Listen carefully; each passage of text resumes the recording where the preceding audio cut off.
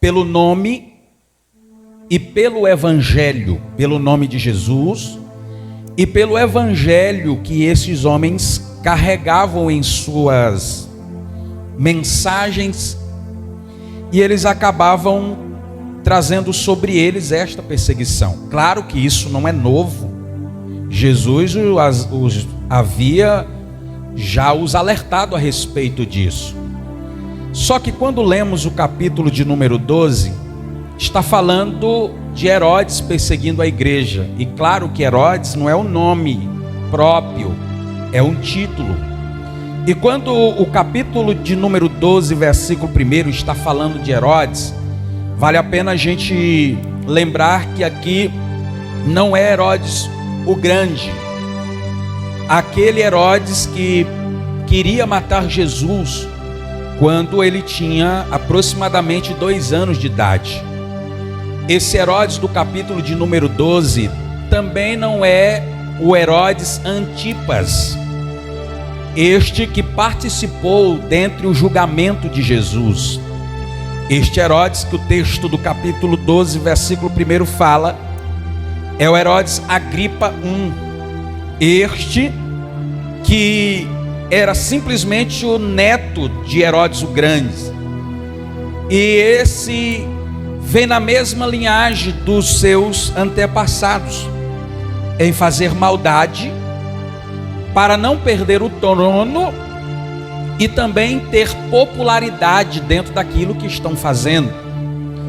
Quando nós lemos Atos, capítulo de número 12, é neste tempo que se estende-se uma mão, e esta mão é de Herodes Agripa.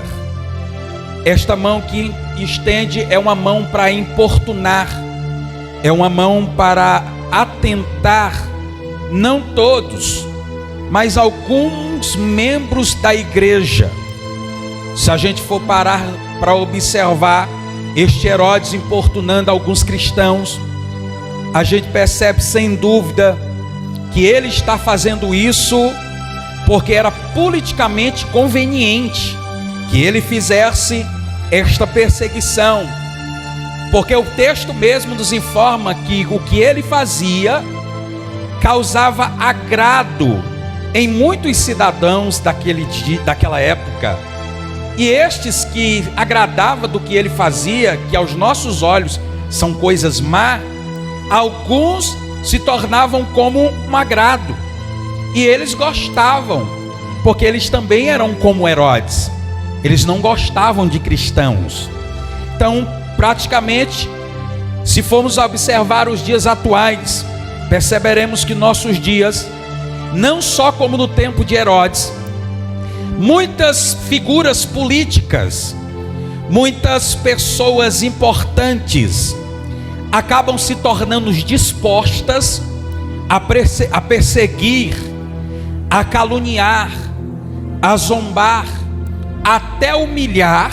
E eu vou mais longe, eles tentam até imitar os cristãos, e isso lhes traz popularidade.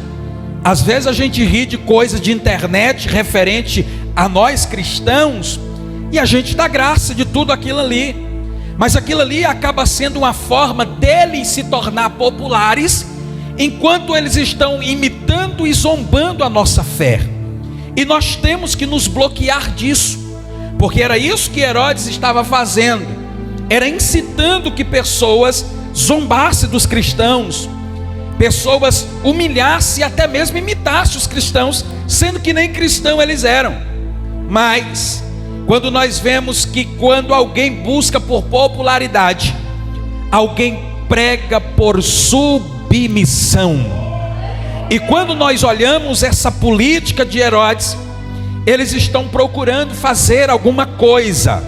No caso deste homem, foi perseguir, como também matar alguns cristãos. Quando chegamos no verso de número 2 do capítulo de número 12, nós percebemos que Herodes vai matar o apóstolo de Jesus Cristo por nome de Tiago. O versículo de número 2, a gente costuma ficar um pouco amarrado muito nele, conversando sobre ele, porque aqui tem várias coisas importantes a respeito dessa morte desse apóstolo. Porque este aqui, dentro desse texto, acaba se tornando um novo acontecimento na história da igreja. E este acontecimento é que um dos 12 apóstolos de Jesus Cristo, Tiago, agora está sendo o primeiro a ser martirizado. E claro que eu estou falando dentre os 12, porque certamente até chegar a Atos dos Apóstolos, capítulo de número 12, a igreja vinha passando por momentos de uma sequência de crescimento, vinha vivenciando pessoas aceitando a Cristo um dia após o outro, momentos após momento. E esta igreja estava emocionalmente, espiritualmente alegre, porque a mensagem que eles estavam continuando pregando estava trazendo conversão a pessoas. É claro que o primeiro do livro de Atos é o Saulo de Tarso, que se converte à verdadeira graça e essência do evangelho.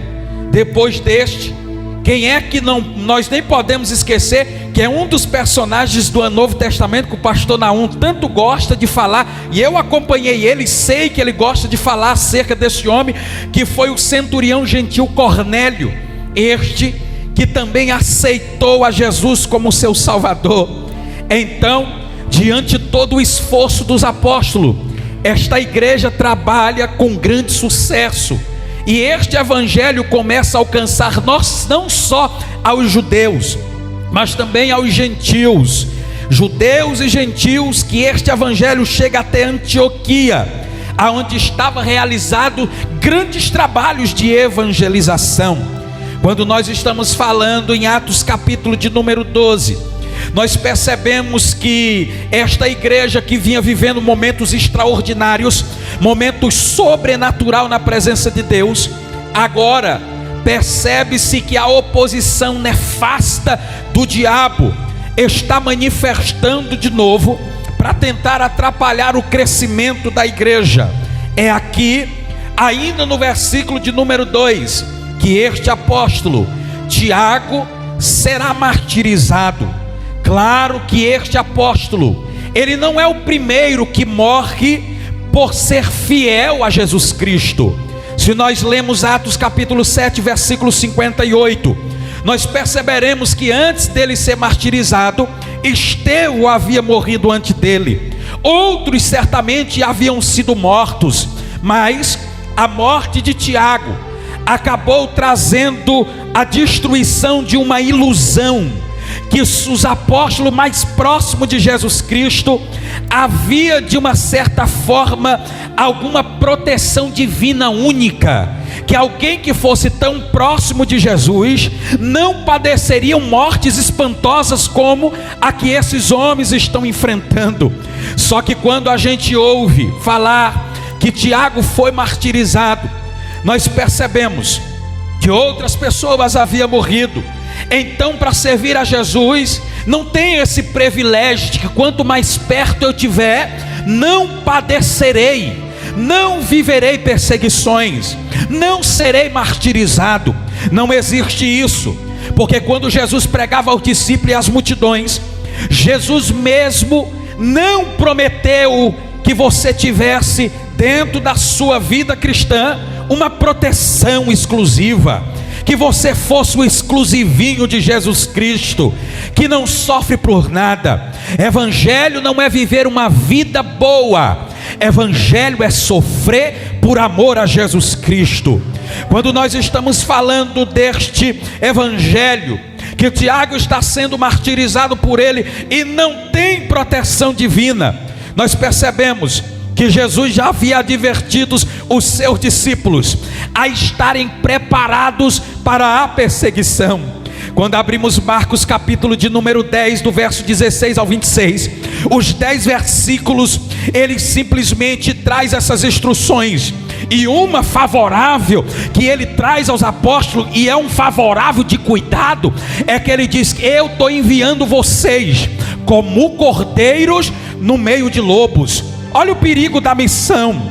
Quando nós vemos que Tiago está sendo martirizado, este Tiago não o meio-irmão de Jesus, este Tiago é o irmão de João, que no capítulo de número 10, versículo 35 ao 40 do Evangelho de Jesus Cristo, segundo escrevendo Marcos, esse João e o seu irmão que um dia se aproximaram de Jesus, olharam para ele e disseram: Jesus, nós queremos que o Senhor considere a nós, que eu e o meu irmão tenhamos lugares privilegiados na tua presença. Nós queremos ser dois principais auxiliares. Jesus olhou para eles e disse: vocês não sabem o que estão pedindo. Porventura vocês podereis beber o cálice que eu bebo e ser batizado com o batismo que eu sou batizado? Eles, quando estão olhando para Jesus, sem realmente entenderem o que estavam dizendo, olharam firme diante dos outros apóstolos e dizendo: nós pode sim.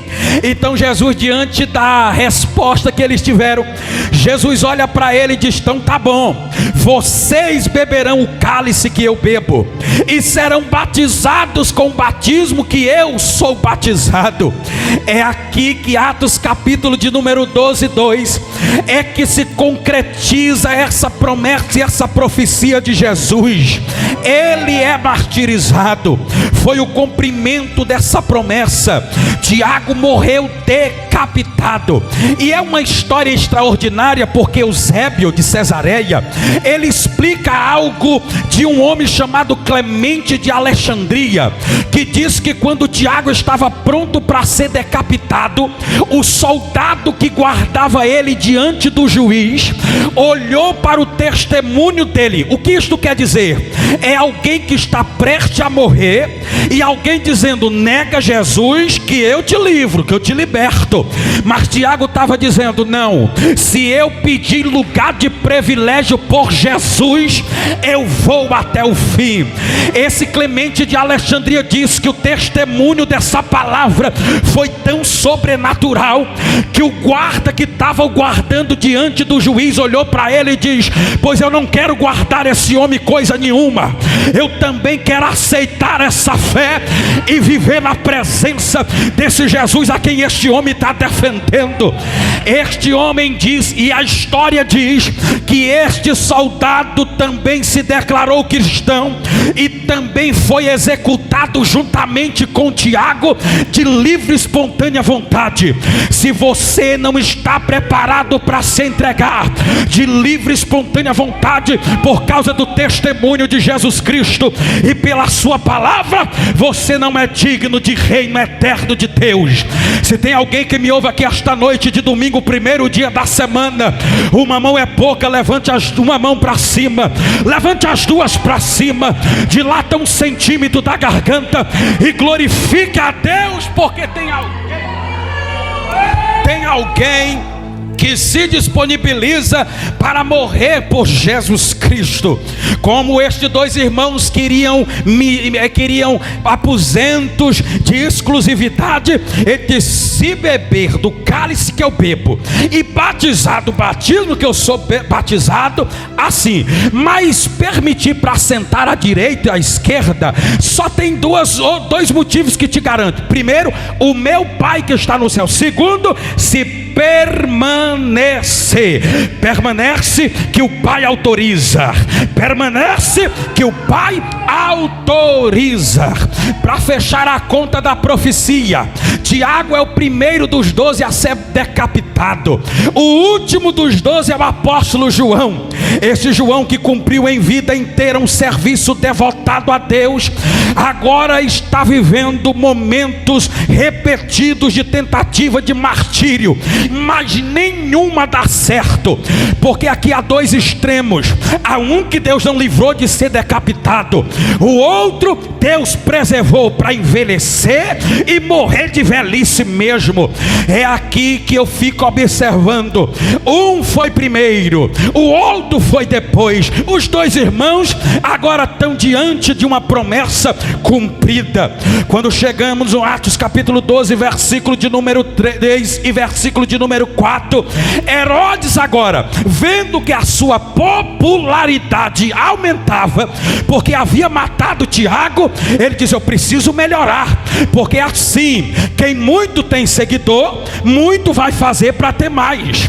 Então Tiago estava morto. Alguém que não gostava dos cristãos dizia: eu boto fé nesse Herodes, ele bota para matar, e o número vai crescendo. Mas aí Herodes entende que a popularidade é coisa boa, e ele agora vai prender a Pedro, porque Pedro também está igual Tiago, não nega, negou antes da morte, mas não negou mais depois da ressurreição. Oh glória! Quando nós olhamos para Atos 12, verso 3, quando nós percebemos que este Herodes agora está atrás do apóstolo Pedro, o versículo de número 3 disse: e ele, vendo que isso agradara aos judeus, prosseguiu e tomou a Pedro. Tem gente que gosta de fazer as coisas só porque os outros se agradou. Aí isso é ruim, porque importa que nós agrademos a Deus do que aos homens. Como agradou alguém que não se agrada dos cristãos, ele agora está tentando crescer a sua vida política, vendo a sua crescente popularidade. Após matar Tiago, Herodes procurou melhorar ainda mais o seu índice de aprovação, quando prosseguiu permanecer prendendo, e prendeu até Pedro, colocou Pedro na prisão. Atos 12, versículo de número 5, quando nós olhamos a escrita, Pedro está preso, foi mantido na prisão, mas o texto de Atos 12, 5 diz que a igreja orava constantemente por ele. Não é a ele, é por ele, porque a oração é a Deus, mas o pedido é a Pedro, é para Pedro. Quando nós vemos a igreja oferecendo orações por ele, é como se eu olhasse alguém e dissesse: hoje eu trouxe uma oferta de R$1.000, eu vou oferecer ao Senhor. E tem gente que não está oferecendo mais pelo que ele deu, tem gente oferecendo para o que ele ainda vai dar. E o salmista diz que darei eu ao Senhor por todos os benefícios que ele tem me feito. O salmista praticamente está dizendo: se ele fizer daqui para frente, não interessa, mas eu já estou alegre pelo que ele já fez. Oh glória, oh glória ao nome de Jesus Cristo. Pedro estava preso, mas a igreja estava oferecendo a Deus. A igreja não estava dando, a igreja estava oferecendo orações ao Deus por ele. Neste conflito, Herodes tinha seus soldados. Neste conflito, Herodes tinha suas prisões. Neste conflito, Herodes tinha todo o seu reinado, mas a igreja tinha o poder da oração. O resultado viria em breve, facilmente, que seria percebido e notório por todos que ali sabiam que Pedro estava preso. Quando nós olhamos para Pedro preso, Pedro está preso. Quando ele está preso, isto aqui eu fico olhando. Pedro está preso, mas o versículo diz que a igreja constantemente orava. Pedro está preso, mas a igreja está livre. A igreja está livre. Então eu sei que a igreja está trancada dentro de um quarto, dentro de uma sala, e está orando e dizendo: Senhor, eu quero te oferecer oração. Eu sei que Pedro está preso, mas eu sei que o Senhor está solto. Senhor, eu sei que Pedro está preso, mas o Deus das portas fechadas e abertas está solto.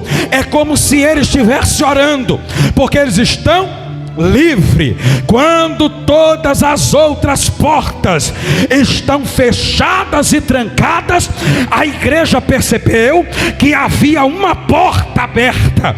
Eles olharam e disseram: Deus, a porta da prisão de Pedro está fechada, está trancada, mas nós conseguimos ver uma porta aberta. Só podemos aproveitar uma porta aberta por meio da oração. Enquanto as portas do cárcere estavam fechadas, as do céu estavam escancaradas. As portas do céu diante da oração nunca se fechará. Eu estou pregando para alguém que a finança está presa. Eu estou pregando para alguém que os parentes estão presos em droga, prostituição e cachaça. Eu estou pregando para alguém que a família está presa em alguma artimanha do diabo. Mas se tu entender que a porta do céu está escancarada, faz o que Mateus falou no capítulo 6:33. Entra no teu quarto, fecha a porta e fala com o teu pai que está em secreto, e o mesmo que te ouvir em secreto vai escancarar a tua bênção publicamente. Tem alguém comigo aqui esta noite? A porta do céu está escancarada. Oh glória, oh glória a Deus, oh glória. Eu tenho 2 minutos, se liga no que eu vou dizer. A porta do cárcere estava fechada, mas quando a igreja entrou e fechou a porta, o céu escancarou as portas. Oh glória a Deus. Eu olhando esses dias, esses profetas orando em live, em cima de monte, não tem nem coragem os miseráveis de fechar a porta, porque Jesus disse: vai orar, fecha a porta, porque se tu deixar a porta aberta, a do céu fecha, mas se tu fechar a tua, a do céu se escancara. Abre a porta e fecha a porta, porque Ele vai te atender. Quando chega na parte B do versículo 5, o texto diz: e eles oravam constantemente, oferecendo orações a Deus por ele. A palavra constante também carrega a ideia que a oração não era só constante ou sem cessar. A oração deles era fervorosa. Além de ser fervorosa, literalmente falando, a palavra retrata alguém se esforçando ao máximo para adquirir algo da parte de Deus. O verbo está relacionado a equetemes, um termo que só um médico pode escrever. Quem está escrevendo é um médico, Lucas, em Atos dos Apóstolos. Então ele está dizendo: quando você está orando constantemente, sabe o que está acontecendo? É como se fosse um alongamento de músculo, que você vai até o seu limite. Tem gente que não aguenta botar a mão até tocar o dedo, mas sabe que se tentar, vai. Oração é desse jeito, você não pode parar até chegar ao seu limite. Oh glória, oh glória, oh glória ao nome de Jesus. Quando chegamos em Atos capítulo de número 12, versículo de número 6, o texto diz que enquanto Pedro está preso, a igreja está orando. Atos 12:6 diz que naquela noite Pedro estava dormindo. Que isso, Eliésio? Deus do céu, Pedro na cadeia, preso, a igreja se acabando de orar constantemente até o seu limite, se esforçando por Pedro, e Pedro dormindo. E vai fazer o que, irmão? Está preso, ele está preso. E Pedro dormindo aqui, ele não demonstrou nenhum tipo de ansiedade. Pedro dormindo aqui, conseguiu dormir profundamente naquela que parecia ser a última noite da sua vida. Eu penso que Pedro olhou e disse assim: já que é a última noite da minha vida, eu vou aproveitar para dormir bem, para eu morrer descansado. cansado. Aí ele dorme bem. A Bíblia diz que ele está com um soldado do lado, está com um soldado do outro, porque Pedro já havia sido preso no capítulo 5, e havia um anjo entrado lá e libertado ele, colocado de fora, e disse: agora vaza, vai para a igreja. Mandou ele ir e foi para o templo. Quando chega aqui no capítulo 12, versículo 6, Pedro está dormindo. Parecia que era a última noite antes da sua execução. Vou dormir bem para me morrer descansado. Quando lemos Salmo 127, verso de número 2, nós percebemos que é Deus que dá o sono aos seus amados. Então, se você está dormindo mal, pede sonos a Deus, porque Ele dá sono aos seus amados. Quando nós vemos a igreja orando, Herodes perseguindo, tudo acontecendo, e Pedro dormindo, nós percebemos algo extraordinário. Você quer ver? Chegamos no versículo de número 7. Quando chegamos no versículo de número 7, eu parei hoje e eu falei para ele: meu Deus do céu, estou escrevendo e apagando, escrevendo e apagando. E eu escrevi esse sermão e apaguei já tanta coisa daqui, porque eu vou olhando e vou lendo e vou pregando para mim, boto ela sentada, boto a cachorrinha e vou pregando. Aí eu falei: aí Jesus, está bom o texto? Ele disse: não, bota mais isso aqui, apaga isso aqui que tu colocou, coloca isso aqui que eu estou te dando, apaga isso aqui que tu colocou, coloca isso aqui que eu estou te dando, porque aqui não interessa o que eu quero falar, aqui interessa o que Ele quer que você escute aqui esta noite. Só mais um pouquinho para nós terminar. Pra você entender, capítulo 12 fala de perseguição. Alguns personagens: Herodes, Tiago, que foi decapitado, Pedro, que agora está preso. Só que a igreja está orando. E Pedro está preso. Quando chega no versículo de número 7, o Pedro está lá na prisão, preocupado? Nem um pouco. Ele está com um soldado do lado. Agora Herodes falou assim: não vamos deixar esse negócio assim não, a gente vai reforçar a segurança, porque na primeira a gente vacilou e o anjo pegou ele lá dentro, levou para fora e mandou ele para a igreja. Então vamos reforçar. Aqui tem 4 grupos de soldados, pastor. Não, desses 4, cada um vai ficar num canto. Quando Pedro está dentro da prisão, ele está com um do lado direito, com um do lado esquerdo. Ele está com a algema na mão esquerda, ligado à mão direita. Há quem diga que as mãos dele estavam ligadas nos soldados. Eu não acredito disso. Eu acredito que ele estava algemado às suas mãos, e um soldado do lado, um soldado do outro. E Herodes pensando: agora eu quero ver se o anjo vai passar por esses 4 quartenos de soldado. Nunca, não vai passar. Sem que eles der fé, não vai passar. Só que o homem carnal não entende as coisas do Espírito, não entende. Quando chega no versículo 7, é o que? É a libertação de Pedro da prisão. Note que é Pedro que vai ser liberto da prisão. Por que Deus envia o anjo? Deus envia o anjo porque Pedro está preso injustamente. Pedro está preso só porque fala de Jesus. Mas o anjo vai libertar Pedro da prisão. Mas por que Pedro foi preso? Motivo de perseguição política e religiosa, para agradar alguns líderes judaicos. Herodes estava buscando popularidade, e Pedro estava onde? Preso. Como é que está Pedro? Dormindo. E o que a igreja está fazendo? Orando. Olha para quem está perto, que vê as coisas sobrenaturais acontecer, já percebe algo extraordinário aqui. Por quê? Porque o sobrenatural só acontece para quem descansa. O sobrenatural só acontece para quem confia. O sobrenatural só acontece para quem busca. É só olhar o verso 7 que você vai perceber. E o que é que diz, Elias? Vamos ler. Olha o que diz no verso 7. E eis que o anjo do Senhor veio sobre ele. Quando Deus manda o livramento, Deus nunca vai mandar na horizontal para vertical. Quando Deus manda o livramento, Ele sempre mandará da vertical para horizontal. Acontece que o anjo não veio de baixo.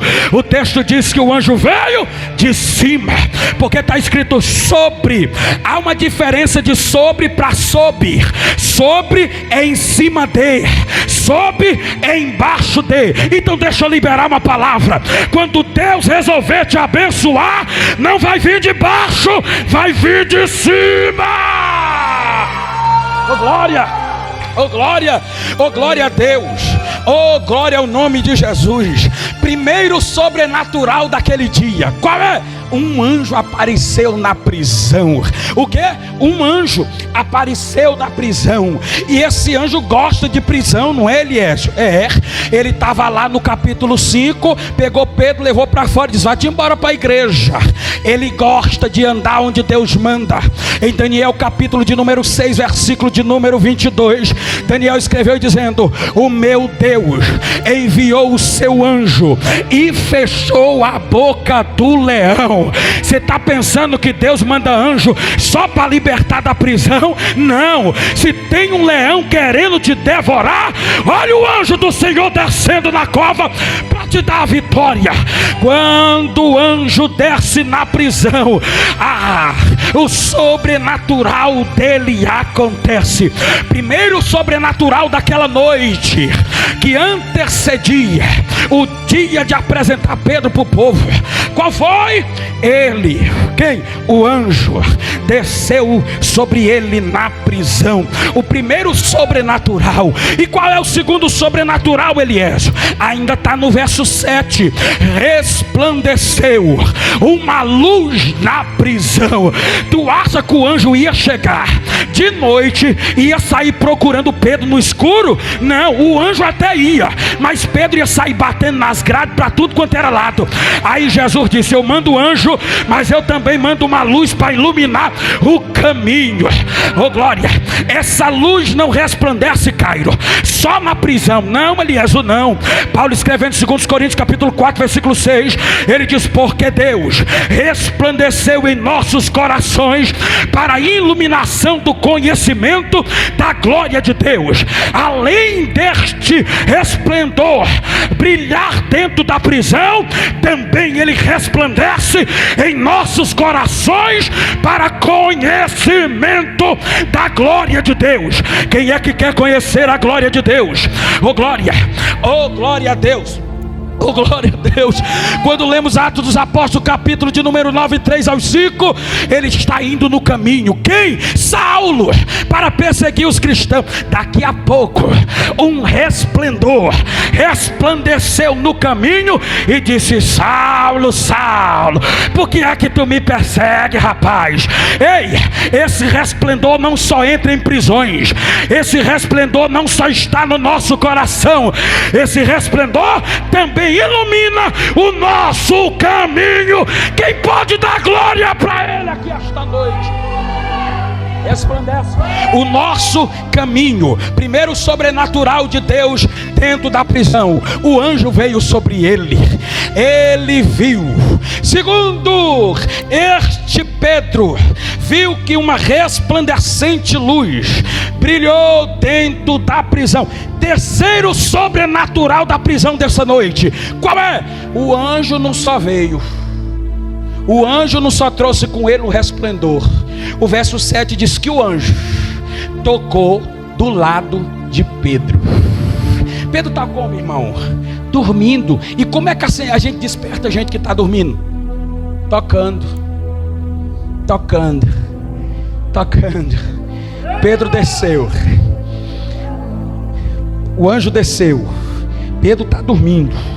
A luz já está clareando a prisão e o caminho. Agora o anjo vai fazer um negócio extraordinário, que tem crente que dentro da igreja não gosta. O que? Ser tocado. O anjo tocou, não sei se foi na terceira titela, se foi no ombro, se foi na coxa. Eu só sei que o texto diz que o anjo tocou do lado de Pedro.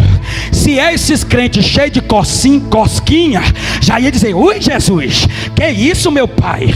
Então toca quem está do seu lado aí, com muito amor, toca de quem está do seu lado e diga: se o anjo descer, se a luz brilhar, fique atento que Deus vai mandar o anjo te tocar. Vai mandar. O anjo não só desce, pastor Naum, o anjo toca. toca. E esse anjo, Caio, ele tinha experiência de tocar. Sabe por quê? Porque em 1 Reis capítulo 19, verso 5 e verso 7, Elias está lá debaixo de um zimbro, até dormindo miserável. Aí o anjo chegou. Sabe o que o anjo fez? Tocou nele e disse: te levanta, rapaz, a comida já está pronta. Aleluia. Ele não só te levanta para te libertar, ele também te levanta para te fortalecer. Ele te levanta para te fortalecer. Ele está tocando. Esse anjo já tinha tocado em Elias, Eliane. Agora, quem é que esse anjo vai tocar além de Elias e além de Pedro? Daniel capítulo 10, versículo de número 10. Daniel escreveu: e eis que uma mão me tocou. Tocou para quê, Daniel? Para eu levantar, porque ele ia me dar revelações. Deus vai te tocar e vai te dar revelações sobrenaturais. Ele vai. Então o anjo desce. O anjo, bora gente, para nós ir embora. O anjo, a luz resplandece e o anjo toca. É por isso que às vezes a gente está dormindo e a bexiga de madrugada enche. Aí tu pensa que é só para ir no banheiro, esvaziar e voltar. É não, é o anjo te tocando para você descer para descer na oração, para descer na comunhão. Às vezes você passa a noite rolando para lá e para cá, e o nome disso aqui no mundo terreno é que a gente chama insônia. É nada, irmã, é o anjo tocando do lado e dizendo: te levanta, preguiçoso. Quer vitória, mas não quer pagar preço. Quer vitória, mas não quer ser tocado. Quer vitória, mas não quer andar na luz. Quer vitória, mas não quer ver o anjo. Ele vai te tocar. Vai. A partir de hoje ele vai te tocar. Ele vai te tocar. Primeiro sobrenatural. Qual é o primeiro sobrenatural? O anjo desceu. O anjo desceu veio de cima e fez uma obra embaixo. Segundo, uma luz resplandeceu. Terceiro, o anjo tocou. Aí aqui que me chama a atenção, porque ele toca. Ele. Aí tem uma coisa que me chama. Por que ele toca? O texto mesmo diz: para despertar Pedro. O toque de Deus é para nos despertar. Olha o texto. Ele tocou do lado. Para que ele é? E despertou. Agora o anjo vai abrir a boca e vai dizer, vou falar igual maranhense: te levanta. Pastor, não é maranhense, ele já te levanta.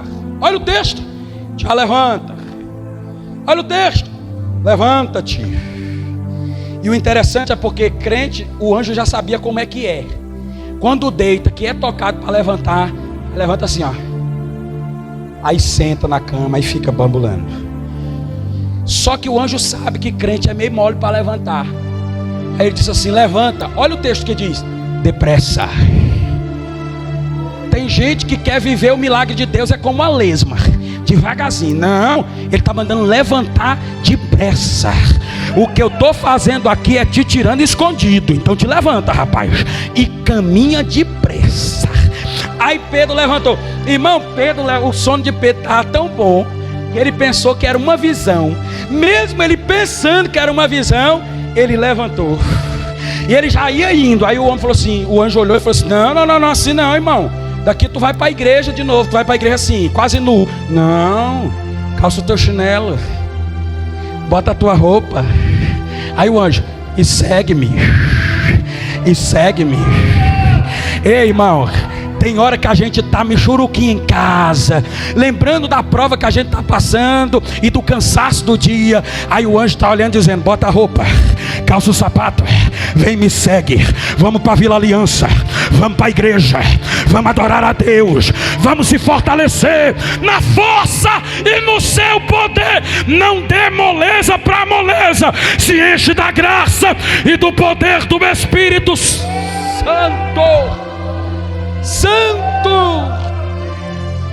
Se é para levantar depressa, aí entra o terceiro sobrenatural. Elias, oi, E qual é o terceiro sobrenatural dessa prisão? Além de ter que levantar e vir depressa, não pode vir com os olhos cheios de remela, preguiçosão, não. O que está acontecendo? Não, ele disse assim: desperta. Para andar atrás de Jesus tem que ser desperto. Aí ele disse: vem, desperto, rapaz. Não vem para a igreja, hein? 5 minutos cochila e 10 minutos adora. 12 minutos cochila e 7 minutos. Pelo amor de Deus, desperta, rapaz. E engraçado é que tem várias portas. Eu li esse texto, eu fiquei, isso é coisa minha, viu, irmão? Não vai levar mal, não. Eu li esse texto e lá na frente diz que a última porta, o portão de ferro, quando ele chega lá já está aberto. Então praticamente os de dentro quem abre é o anjo. Oh, glória!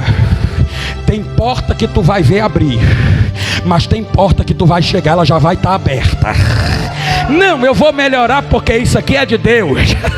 Tem porta que Deus vai te deixar ver abrir, mas tem porta que quando tu chegar lá, já vai estar aberta. Se você crê nessa palavra, dê o menor glória que você tiver. Ele está aqui, ele está dizendo: desperta. Na prisão tu pode até dormir, mas para sair para fora tem que estar despertado. Aí eu lembrei de Paulo escrevendo a carta aos Efésios, capítulo 5, versículo 14, se não me falha a memória, está ali um rapaz que, se eu estiver errado, me corrija. Ele diz: desperta tu que dormes, levanta-te dentre os mortos e Cristo te esclarecerá. É despertar, irmão. João está lá na ilha de Patmos recebendo uma visão do Todo-Poderoso. Ele diz: eu ouvi um barulho como de muitas águas. Quando eu virei para ver quem era, caí como morto. Ele me pegou pelo cabelo e me colocou de pé. É como se ele estivesse dizendo: desperta, rapaz, eu sou o que morri, mas ao terceiro dia ressuscitei. Oh glória! Para ver a glória de Deus tem que ser despertado. Só quem está despertado na presença de Deus vai entendendo a mensagem de Deus aqui esta noite. Aleluia! Desperta. Eu aprendi, nasci, cresci, estou envelhecendo e caí nos cabelos, acreditando piamente que a trombeta vai, só que só vai ouvir quem estiver despertado. Bora ficar de pé, deixa eu orar por... Outro dia eu volto. Outro dia eu falo dos outros 2 versículos. Outro dia eu venho aqui e falo sobre Rod, que nesse texto ainda tem uma jovem que está orando. Você está pensando que é só velho que ora? Não, gente novo ora também. E a Rodzinha está lá, orando, mas atenta, porque ela sabe que estão orando por Pedro. Isso aqui é outra mensagem. Vamos orar.